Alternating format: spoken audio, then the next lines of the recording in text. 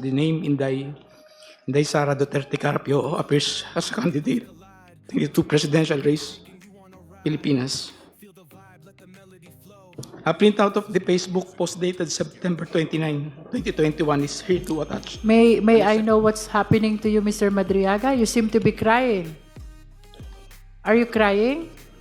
I just remember one moment. Are you crying? I just, You are nearly crying. I'm,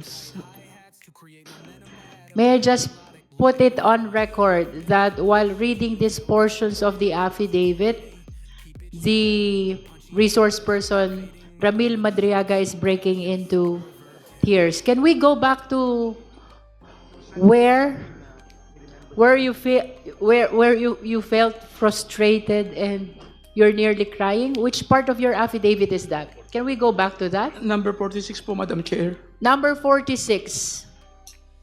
Let's go back to number 46.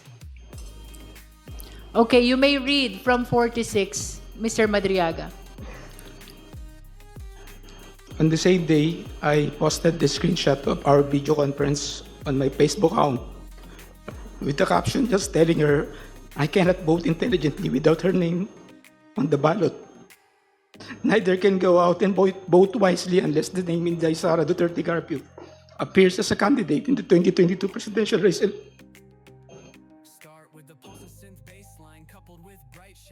Would you like 47. to say something about why you are crying on this part of the affidavit? Hindi naman, malungkot lang po. Malungkot lang po. Malungkot. Okay, please proceed.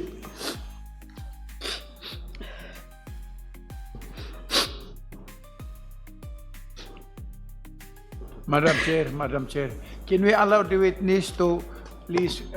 Honorable Dumogan.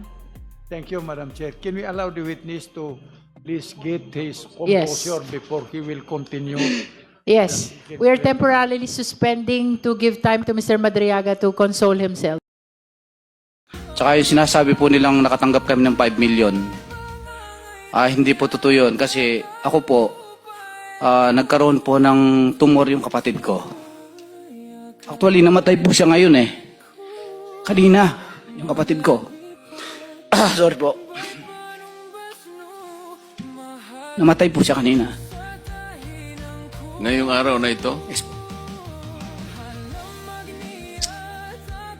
Kasi ang nangyari, Tony Baligod, nung itong inyong pinagsama-samang salaysay ay lumabas na nga. Kung may pera po ako, naipaggunot ko na po yun. Alam po namin yun. Yes. Let me express lang sa aming 13